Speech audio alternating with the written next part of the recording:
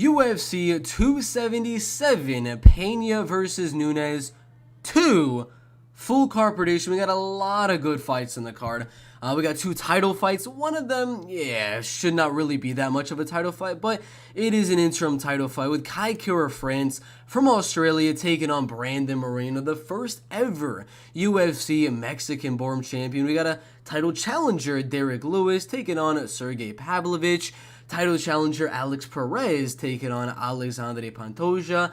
Title challenger, Anthony Smith, taking on Magomed Ankalaev. So we have a lot of title challengers on this card. And we got the prelim card, Moroni, Semelsberger, Dober, Rafael, Alves, random Iranian wrestler, Hamdy, Abdelwahab, Dante Mays, Drakkar, Klose, Rafa Garcia, Fugitt, Michael Morales. A lot of short notice fights as well. We got Yeon Kim, Jocelyne Edwards moving down 20 pounds in weight class.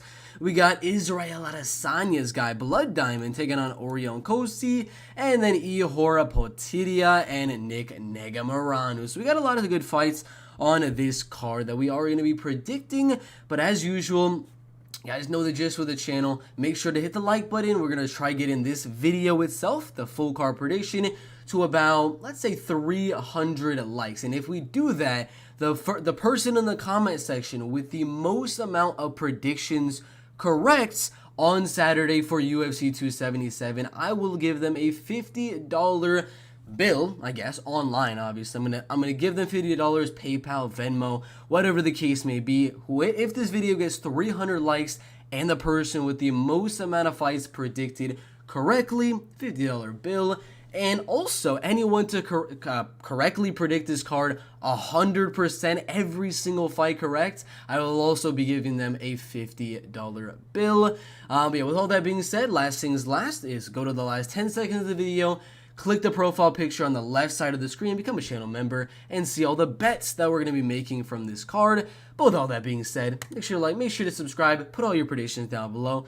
Enter, it doesn't cost anything, but thank you guys for watching. Let's get in the first one in the UFC's welterweight division. Orion Cosce and Blood Diamond, Mike Mafetha in the welterweight division. I don't see this fight going, I didn't see this fight going too far. When I originally was looking at this fight, I was like, you know, it's either Blood Diamond goes out there, probably knocks him out on the feet, some head kick, maybe lands a knee, just uses his really good kickboxing to knock him out. He's going to be the much lengthier guy, maybe uses that to have Orion come to him and get the knockout as a counterpuncher. I was like, maybe that's what he's going to use to win this fight against Orion Cosce. I was like, all right, maybe that could happen. That's why this fight's going to go inside the distance. Or maybe Orion Cosce takes the fight down, ground and pounds, just gets a submission, something like that. Whatever the case may be, something like that. I was like, for sure this fight is going to be an inside the distance. But then I thought about it a little bit. Then I thought about it just a little bit. A lot of these fights from Orion Cosce go to the later parts of the fight. He's a very strong guy, very muscle-heavy guy. He likes to go out there, pick you up, take you down using pure strength, not really much of a techniquer type of guy when it comes to the wrestling, but that's kind of why he gets those first round finishes a lot, or it's a third round finish. There's no second round finishes, it's only first round finish, or it's a third round finish. The reason being is he's using his strength really, really early on, and he's getting the finish. That's what happens with all these first round finishes, or it happens that he kind of gases out after going for the finish in that first round. The fight goes later. His opponent gasses out as well, and he gets the finish. So I kind of see this fight being one of them where he kind of gasses out a little bit. I don't necessarily think Orion Cosce is going to get finished in those later rounds like he usually does, but I'm going to say what a lot of people, and I'm guessing a lot of these prediction channels are not going to be saying. I'm going to go Orion Cosce by a decision here. I think first round he's going to go out hard like he usually does, going out for the takedowns, ground and pounding, and things like that. I mean, we saw Blood Diamond get taken down pretty fast by Jeremiah Wells in that fight, got submitted. I don't think we see a finish in that first round. I think it goes to the second round. Orion Cosce wins that round as well. And then, oh my gosh, Orion Cosce's cardio not looking too good, and we're going to have a little scare there. Magomed, Blood Diamond, is going to go out there, landing some really good elbows, some knees down the middle, look good in that third and final round, possibly even make this a draw and get a 10-8 in that final round, but I think he wins that final round with the striking and defending the takedowns against a very tired Orion Cosce. It's a tough one. It's a very, very tough one, because it kind of matters is, can Orion get that finish early? Does Orion gas out and get finished late? Does Orion gas out and survive and win the decision? Very hard fight to predict, but I'm going to go Orion Cosce by decision here. 29-28, round 1. Round 2, losing round 3. It's a very, very close fight. I'm going to go Orion Cosce by decision, but put your prediction down below in the welterweight division. Negumereanu versus Igor Potieria in the light heavyweight division. 20 wins and 2 losses. And 12 wins and 1 loss. So some really guys with good records against not the best guys. Let's look at the guys he's been fighting. As I've been looking up film for Igor Potieria, I haven't found much aside from maybe these last 3 right here. Other than that, I don't even think I wanted to see the film, because they were kind of like land to the slaughter type of fights. I mean, 0-2, 0-4, 0-3. I didn't even want to see these fights because they're all against garbage competition. So, yeah, we only really needed to look at those last 3 fights with Georgi Lobzani's, Georgi Kubejashvili, and then Lucas Odolski on the Contender Series. That's all I really looked at in preparation for this prediction, is because there's no reason I should be looking at fights against 0-3, 0-2 guys. But yeah, neither guy really faced the best level of competition, except for maybe Negumereanu. He's faced some decent guys in the UFC, only one of them being Kennedy Nzechukwu. Other than that, not really much there. But got a split decision with Alexa Kamor, knocked out Ike Villanueva, and they got a split decision with Kennedy Nzechukwu in a fight. I'm going to be honest, I thought he lost. And then obviously he has that kind of record where he didn't really face the best type of guys outside of the UFC. But, you know, I see this fight being close, because wrestling and grappling wise, they're both very, very solid. They both have very good wrestling. They both have very good grappling. Not elite wrestling, not elite grappling. They're not going to go out there and take down any of the top tier guys in the light heavyweight division, but they're pretty good. And I think that'll kind of nullify each other in this fight, and neither guy's really going to grind each other out and win the decision in the wrestling and grappling. And I see this fight being more of a, 3-round striking fight between two guys that like to stand and bang a little bit, but like to mix in the wrestling a little bit, but won't be able to because of the evenness in that wrestling and grappling. So I see this being 3 rounds of striking. Negumereanu is going to be the lengthier guy, but Igor is going to be the taller guy right there, and he's going to be the more powerful guy, and he's going to be the stronger guy. But I do think Negumereanu is going to land a little bit more volume in towards those later rounds.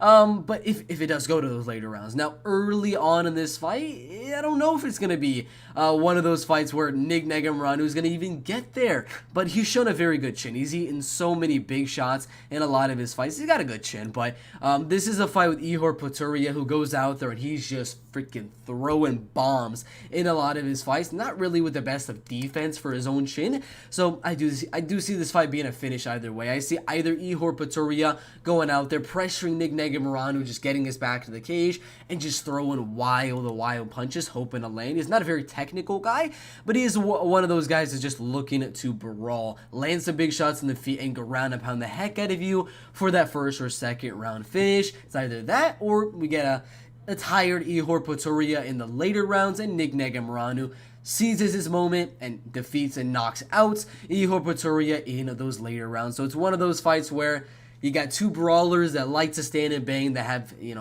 cardio that we don't really know about. Igor Potieria, I have not seen him go to the later rounds. I don't know what his cardio is going to look like, so obviously it's not going to be like a super confident pick or anything like that, because, again, what happens if this fight goes to the second and third round? I do not know. We haven't seen him do that in many of his UFC Dana Contender Series and previous fights over there in Ukraine and things like that. So I see this fight being very even, but I'm going to go Igor Potieria winning the fight by knockout in the first or second round.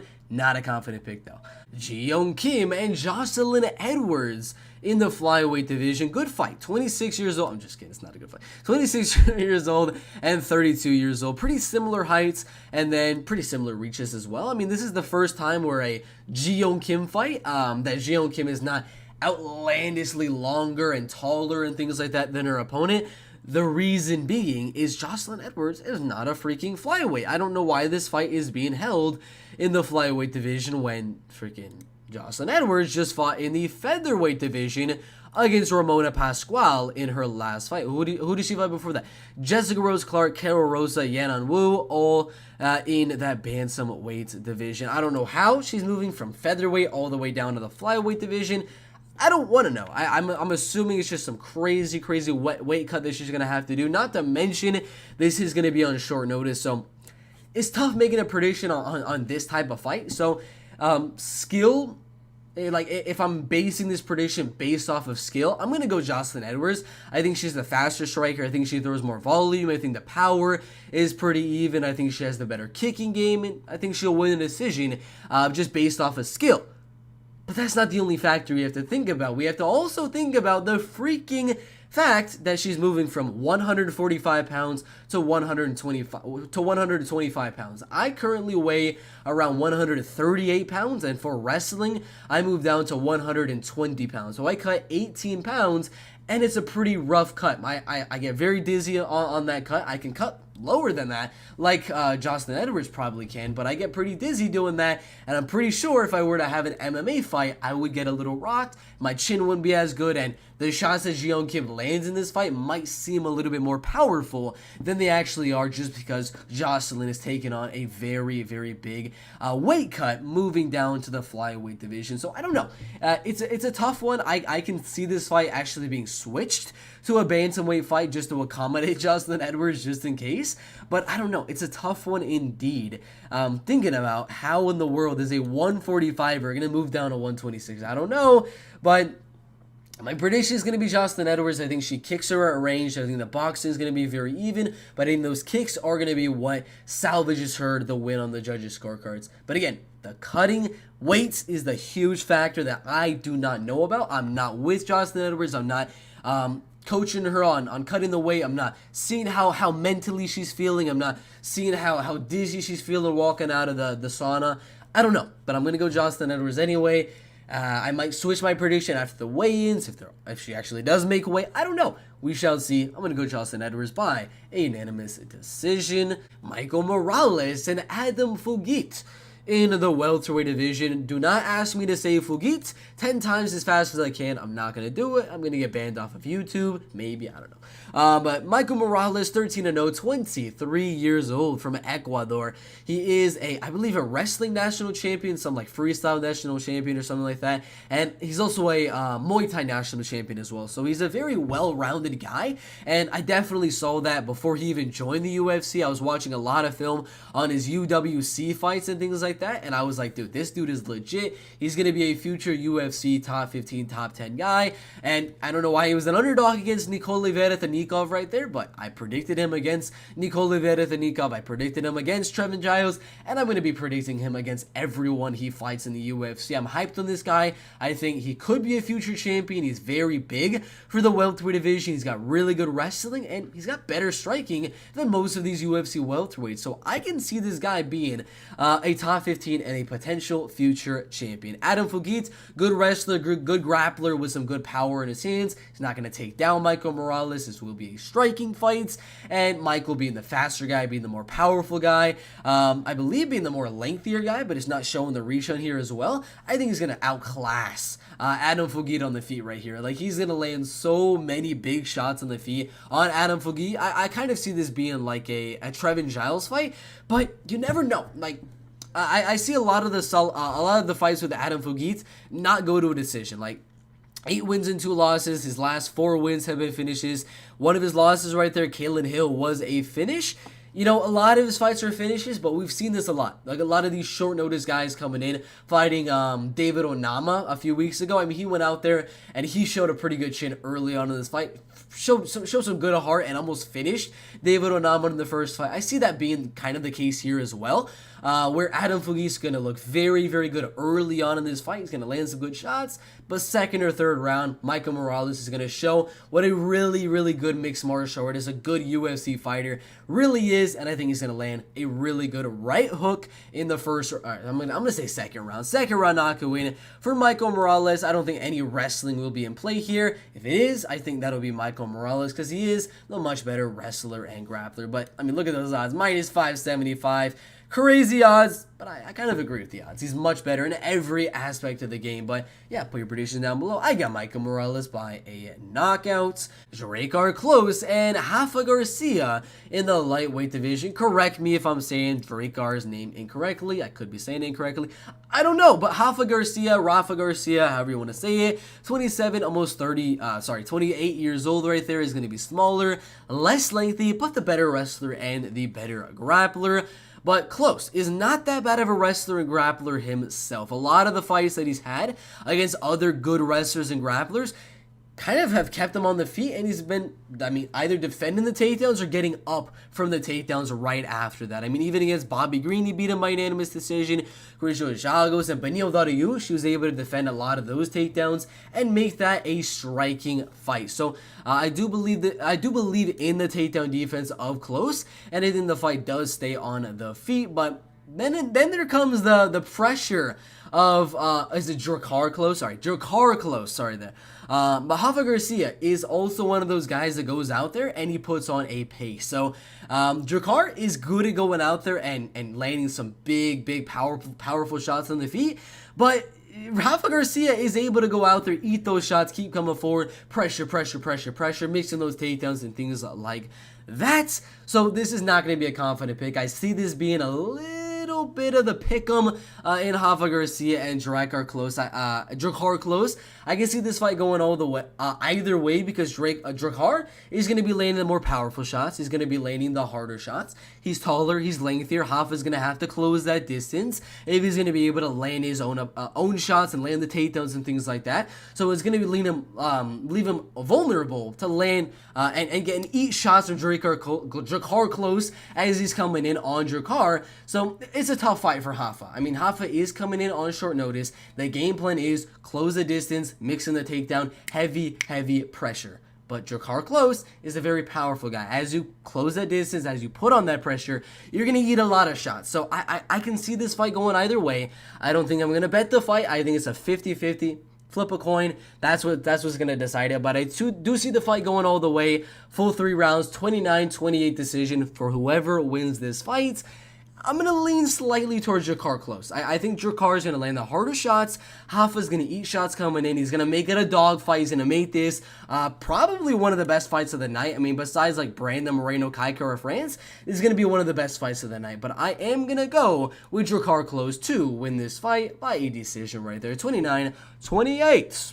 First round and second round, losing the third round because the cardio will eventually come in for my boy Rafa Garcia. But put your predictions down below. Don'Tale Mayes and Hamdy Abdelwahab in the heavyweight division. Now Hamdy, 29 years old, 3-0 undefeated, and a natural heavyweight. This man is freaking huge, my guy. But he's not huge in terms of height or in terms of reach. He's just a lot of size right here, if you know what I mean. But he's 6 foot 2 inches tall, 4 inches smaller than Don'Tale Mayes, and has an 8-inch reach disadvantage over Don'Tale Mayes right there, which is insane. Don'Tale is more powerful. He's taller, he's lengthier, he throws the better shots, he's the better boxer, he's a better kickboxer.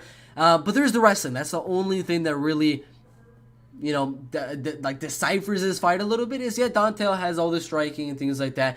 But Hamdy is an Iranian wrestler for the Olympic team, and he's a very good wrestler in that. But wrestling in Olympic wrestling and things like this is a lot different than MMA wrestling, because Olympic wrestling, you guys do not have the strikes. You're not worrying about getting kneed in the face, getting hooked and things like that. And there's a cage. Iranian wrestling, Olympic wrestling is just in the middle, looking to grab the leg, pull it, take it out and things like that, get the single leg and things like that. Not going to be the case here with the Don'Tale Mayes. We've seen a lot of Olympic wrestlers do good in the UFC and things like that, but Don'Tale's a good wrestler himself in his own right. And I think every time Hamdy Abdelwahab is going to be shooting for one of those takedowns, Don'Tale Mayes, like Herb Dean in the comment section is saying right now, is going to literally thrust his hips right onto Hamdy Abdelwahab and defend a lot of these takedowns. Keep the fight on the feet, rock Hamdy on the feet, and I think he's going to land some big shots and knock out a very gassed past Hamdy in the later rounds. Hamdy is going to maybe land some takedowns early, but as the fight gets later on,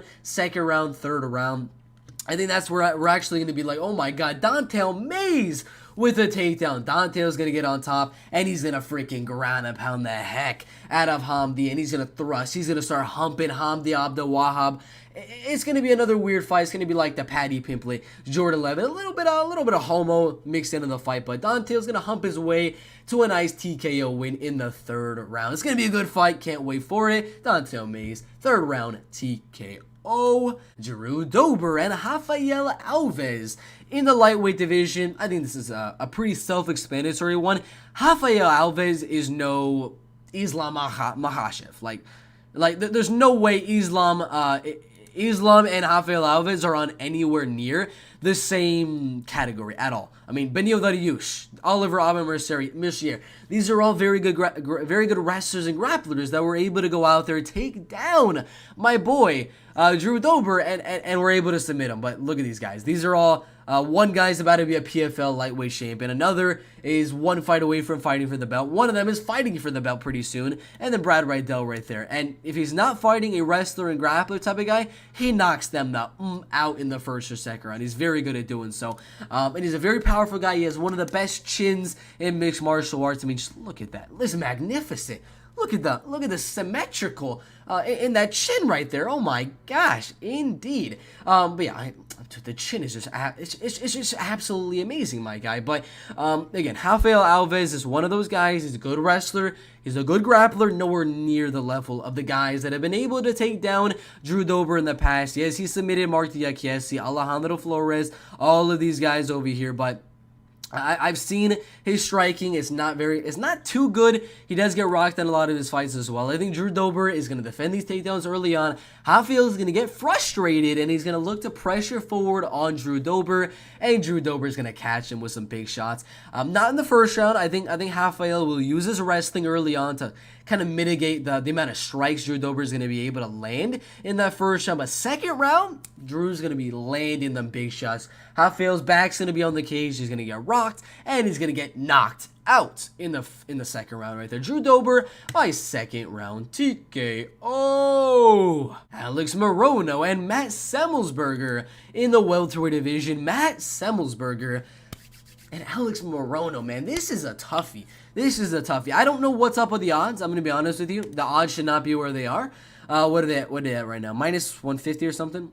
What are they at? Minus 149 for Matt Semelsberger. They started at minus 110. I'm going to be honest. That's exactly where they should be. This is a 50-50. Because first off, Alex Moreno throws a little bit more volume, has a little bit more diversity to his strikes and things like that. He's able to land from more different ways and more different outputs and things like that. Matt Semelsberger is just the more powerful guy. So the reason I say this is a 50-50, I don't see either guy taking down the other guy, grinding out a decision or anything like that. I see this fight being 3 rounds of pure striking. I don't see a knockout from Semelsberger. I don't see a knockout from Alex Moreno. See the fight going all the way. And the reason I see minus 110, a minus 110 is literally because Moreno, throws a little bit more volume, and Matt Semelsberger throws a little bit more heat with the power in his damn hands. So I find this one a little bit interesting in how I'm going to predict the fight, because yeah, you can have a full round where Alex Moreno is landing more volume, landing a little bit more shots every minute and things like that, just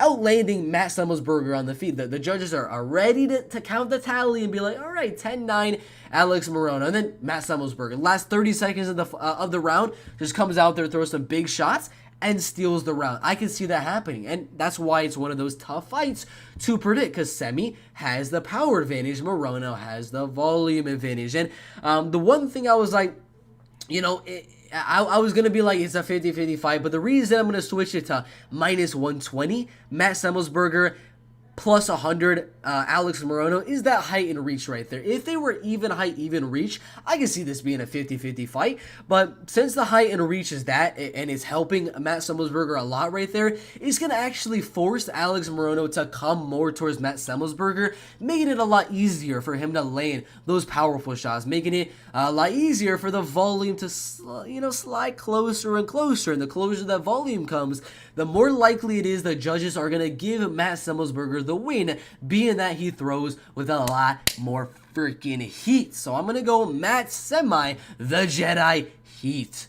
Semelsberger to win this fight by decision. 2 rounds to 1 round. 1 round will go Alex Moreno, just landing more volume, but I think Semelsberger is going to keep the fight at range. You know, every time Semelsberger makes a move, he's going to counter with something big, for 3 rounds, 2 rounds to 1. Matt, the Semi, the Jedi, I don't know what I'm saying right now. I got Matt Semelsberger winning this fight by a decision right there. Magomed, Ankalaev, and Anthony Smith in the light heavyweight division. Now, I know there's going to be a lot of Ankalaev fans in the comment section like, Ankalaev smash, he should be a 10-1 favorite. And there's going to be all the guys that are rightfully so saying, dude, this fight is way closer than these betting odds are supposed to be. I mean, minus 500 for Magomed Ankalaev is absolutely insane, and I agree with that. These odds should nowhere near be minus 500 for Magomed Ankalaev. What are they right now? Minus 500, literally, on BetOnline with it. I mean, and money is still pouring in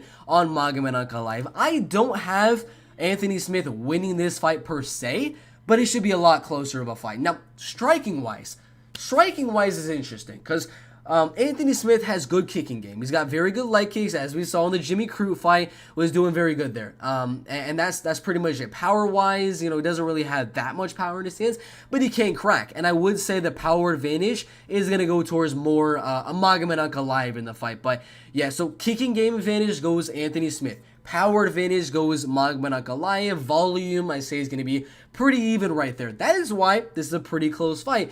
But that one thing that I can kind of see just clearly defining this fight as a Magomed Ankalaev win is going to be the wrestling. We all know it. But again, the wrestling comes with the jiu-jitsu of Anthony Smith. And we know, how did Magomed Ankalaev lose his only MMA fight ever inside of the UFC, outside of the UFC, whatever the case may be? 1 second left by triangle choke submission to Paul Craig. What does Anthony Smith do very, very well on the ground with his jiu-jitsu? It's that damn triangle. He's coming off a triangle choke submission win, a rear naked, another rear naked, and a lot of rear nakeds and triangles in his MMA career. So, sorry about that. That is one thing he's going to have to worry about. But again, it was kind of a fluky situation. They rematched with Paul Craig, Anthony Smith. I mean, whatever the case may be, he's not going to get submitted if they do the rematch with Paul Craig. But again, should not be a 5-1 favorite. I kind of keep it right around minus 300, minus 250, somewhere around that range, because Anthony Smith could just stay at range. Just really, really good movement on the feet. Kind of play like a Jack Hermanson did against a Chris Curtis in the last fight, where Magomed is kind of plodding forward, looking to land his big shots, maybe mixing those takedowns and things like that. And Jack Hermanson, in this case Anthony Smith, is just looking to run around the cage, stay at range, jab, 1-2, leg kick, jab, 1-2, leg kick. And just keep on moving around the cage, staying away from the big shots of Magomed Ankalaev, staying away from the takedowns of Magomed Ankalaev. You know, that's what's going to be the game plan for Anthony Smith in the fight. Will he succeed in the game plan? I don't think so, but I think he's got a good shot to. That's why, again, I don't think he should be a 5-1 favorite, but I'm still going to go Magomed to win. I think Anthony will do good with that game plan early on in the fight, but eventually, like a Petr Yan does in many, many of his fights, he'll find that range, find that distance, and eventually be able to close that distance and mix in the takedowns, laying his shots, and win the decision here. Yeah, but it's a good fight. I think this is a winner of this fight is probably like one fight away from fighting for the title, or maybe this could be a title eliminator fight. But I would have to say Magomed Ankalaev, Anthony Smith, winner, fights who was it? Jan Blachowicz, winner of that one, fights for the belt. But who do you guys think wins? I got Magomed Ankalaev by a unanimous decision. Alexandre Pantoja, Alex Perez in the flyweight division. Alex coming off a loss. How long ago? 1.5 years ago. This is one thing we got to look at for Alex Perez. How many fights of Alex Perez have just been canceled over and over and freaking over again? I don't know. Let's count. 1, 2, 3, 4, 5, 6. And they were against two same opponents. Askar Askarov and then Matt Schnell. He just kept on getting fights canceled over and over and over again, like an Islam Makhachev versus a Beneil Dariush, like a Khabib Nurmagomedov versus Tony Ferguson. His fights just kept on getting canceled. Hopefully this one does not get canceled and we get to see the fight, but it's a good one. I did a lot of film for this one, and I do have to say, I don't like Alex Perez's chances in this fight. I believe Alexandre Pantoja is going to play that counter-punching role in this fight, stay in the back foot, high guard up here, and just look to jab, jab, jab, jab, jab, jab, jab, jab, jab. And as Alex Perez closes that distance, overhand right, jab, jab, jab, overhand right, jab, jab, jab, overhand right, and eventually mix in the takedown. That's kind of what I see Alexandre Pantoja doing in this fight. And the reason I see that as being a good game plan for him is because I was watching the Jussier Formiga fight. That was around 2 years ago. I don't know if maybe he's fixed these issues and things like that, but going off of what I've seen in the film that I've watched, when he's pressuring Jussier Formiga in that fight, he was walking into a lot of jabs and he was walking into a lot of overhand rights. That's the bread and butter for Alexandre Pantoja. And again, walking into all those shots right there means he could be walking into those shots, he could be throwing the shots up like that, and he could look to go down low, get the body lock, and jump to the back. I don't necessarily think he's going to get the submission very easily on Alex Perez, but I think he does get it. I was thinking maybe a decision here. Maybe he grinds to the decision, but I've seen him get submitted a lot. A lot of them were a long time ago, 2015, 2016, Jared Papazian, armbar, Adam Antolin with a prayer choke way back when. Got TKO'd right there, got guillotine. I can definitely see a submission here, and that's what I'm going to go with. I think Alex Perez is going to do good in the striking early on until he starts getting hit with a lot of those jabs, with a lot of those overhand rights, and then eventually he's going to find that distance. Alexandre Pantoja is going to find that distance to close it, get that body lock, get the back, get in that rear naked choke submission. That's what I'm going to go. Alexandre Pantoja winning the first round, mainly striking, get a takedown at the end of the round. Close, gets very close to getting that submission.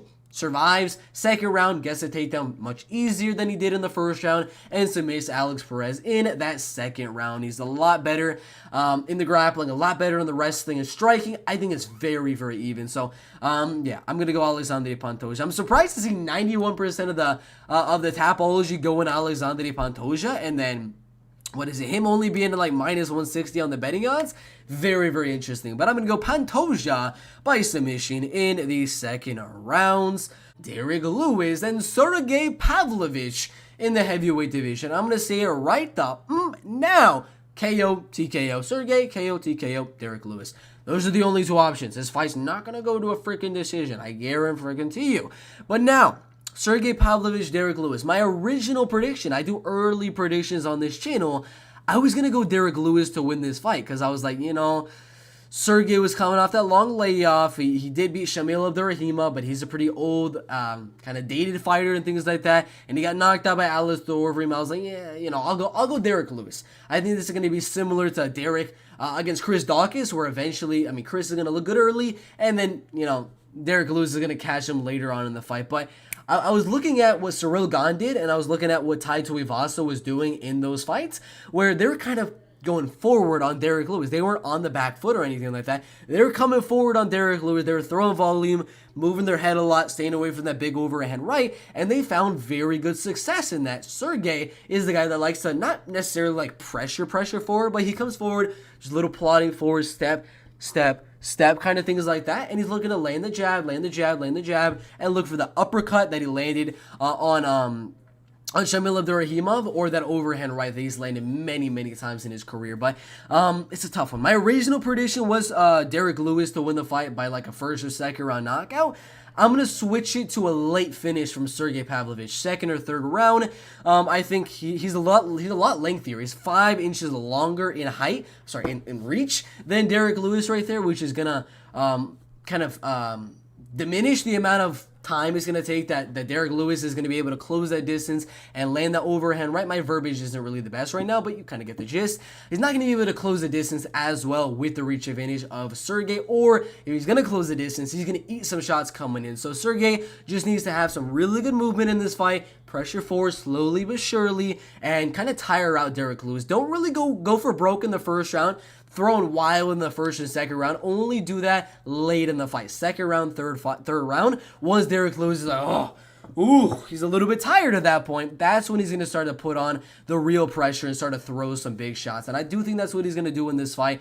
I think Sergei Pavlovich lands some big shots on the feet in the later rounds. Derrick Lewis will do decent in the first round, but I think Sergei will win the first round, win the second round, and then knock him out in the third round. Sergei Pavlovich, no nickname, I can't really say a nickname, by knockout in the third and final rounds. Brandon Moreno and Kai Kara-France 2 in the flyweight division. The interim title has arrived in, I believe, Dallas, Texas, but this is the first ever Mexican-born champion and a guy that he's trying to become, I believe, the second or third, something like that, Australian-born champion right here New Zealand-born champion right there. I think, actually, he might be the first New Zealand-born champion, because I think Alexandre Volkanovski is from Australia. I need to get my facts straight on that one, but correct me down below.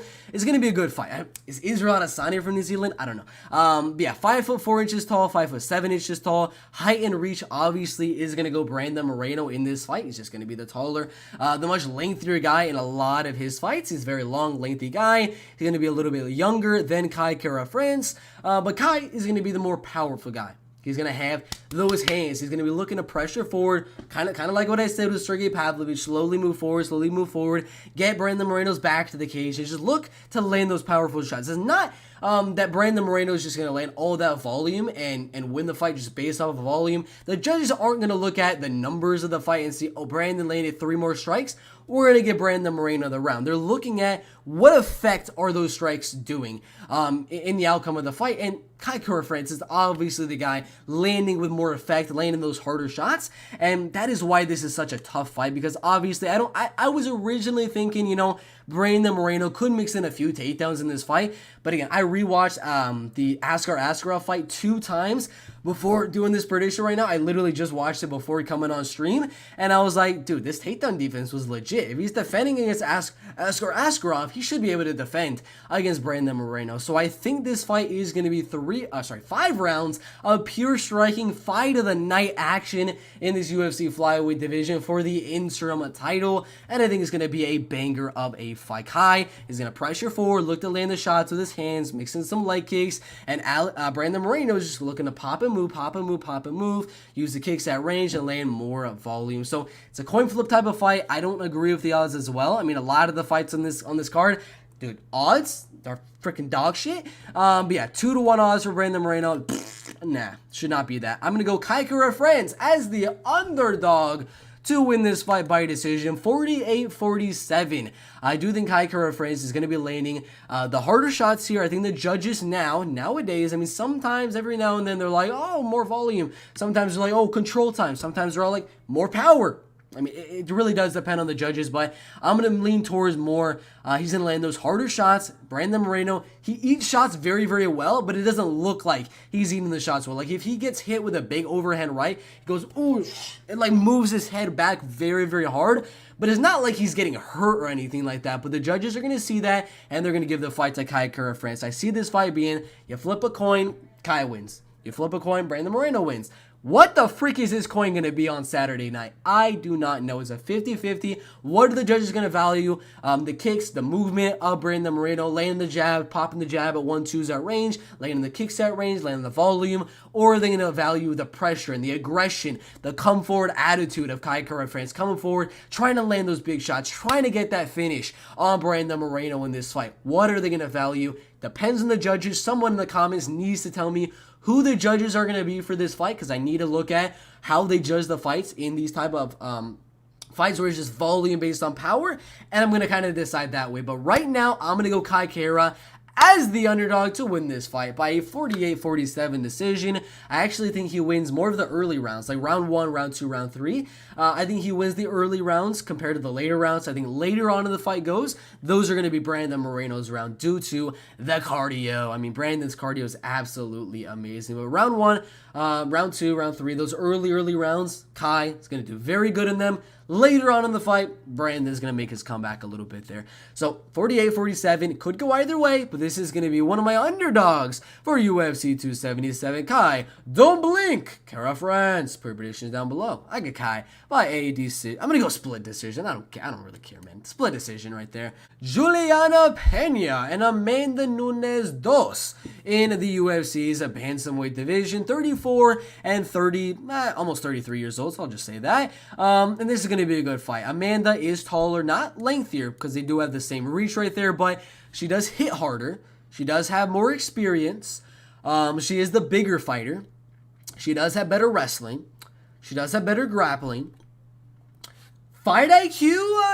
I don't know about that. I don't know about that, especially in the last fight. That is literally the only reason I do think she lost the last fight was kind of the cardio and the fight IQ. It was cardio mixed with fight IQ. If you have bad fight IQ and you have a little iffy cardio, you're doomed to fail in the big stage, especially a 5-round type of fight. And Juliana was able to capitalize on it a little bit there as Amanda Nunes went all out for the takedowns, grinding for the takedowns, looking for the ground and pound, looking to land some big shots in the feet. She gassed out a little bit, and Juliana caught her on the feet a little bit. I don't remember if she knocked her down per se, but she hurt her on the feet, took her back, and then got that rear naked choke submission. Now that was the first fight. It's been a while since that first fight. 7 months was the last time these girls have fought. You have to imagine Amanda Nunes' game plan has changed. She's not going to go out there just looking to put all the eggs in one basket and just burn all their cardio early on in the fight. That's not going to be the case here. She's going to preserve the cardio for later on in this fight because it's going to be a tough one to finish. She wasn't able to get the submission on the ground with Juliana Peña. She was able to wrestle. She was able to grapple, and I do see that as being a game plan for Amanda Nunes. I think they're going to strike a little bit for like the first half of every single round, and Amanda Nunes, being the bigger girl, the better wrestler, the better grappler, is going to get one takedown per round, and she's going to grind. We saw what she was able to do with the wrestling and grappling in their last fight, and take down Juliana early on was very good. That was a good game plan, but she stopped going for the takedowns. I was like, what are you doing? Watching live, I'm like, dude, should I live bet Juliana Peña? She's not going for takedowns anymore.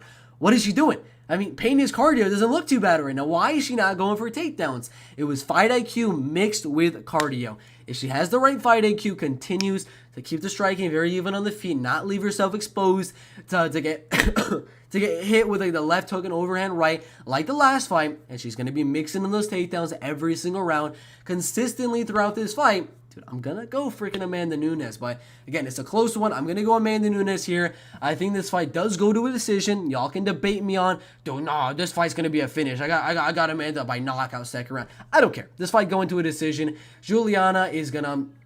She's going to look decent in the fight. She's going to land some good shots. She'll win a round, maybe 2 rounds, but I think the wrestling and the grappling, the striking will be even, but that wrestling and grappling is really going to be the point that Amanda Nunes uses to win this fight. So it's a close one. Juliana's main way of winning is Amanda having a bad fight IQ and bad cardio. I think she's fixed all that. I mean, it's been 7 months. She's changed gyms, if I'm remembering correctly. I'm going to go Amanda Nunes by a 49-46 unanimous decision. And sadly, we'll see a trilogy next year, 2023, on some co-main event pay-per-view again. But who do you guys have winning? Juliana Peña or Amanda Nunes in the bantamweight division? But yeah, that is my full card prediction for UFC 277 Peña versus Nunes 2. Put your prediction down below for a chance to win $50 bill as well. As make sure to like the video, make sure to subscribe and turn on notifications. These were the predictions if you missed them. I got Amanda Nunes by a decision. I got the underdog, Cara France, by a decision. I'm not too sure if Sergei is a slight underdog. He's a favorite on some, but he's an underdog on others. So I don't know if you can count him as an underdog, but I guess I will. So my second underdog in a 50-50 pick'em type of fight, Sergei Pavlovich by knockout. I got Alexandre Pantoja by second round submission. I got Magomed Ankalaev by decision right there. I got Matt Semelsberger by a 29-28 decision. Drew Dober with a second or third round knockout. I got Dontel Mays with the ground and pound TKO. I got probably like second or third round. I got Drakkar Klose winning that one by a 29-28 decision. Michael Morales, second or third round knockout. Jocelyne Edwards with that unanimous decision. Igor Potieria with the first or second round knockout. And Orion Cosce with the decision. So we got some good fights in the card. Underdogs that I have picked for this one are only on the main card with Sergei and Kai Kara, but if I'm going to see another underdog, possibly Alex Moreno. And then Rafa Garcia is a guy that's definitely screaming possible underdog. And then Negumereanu as well.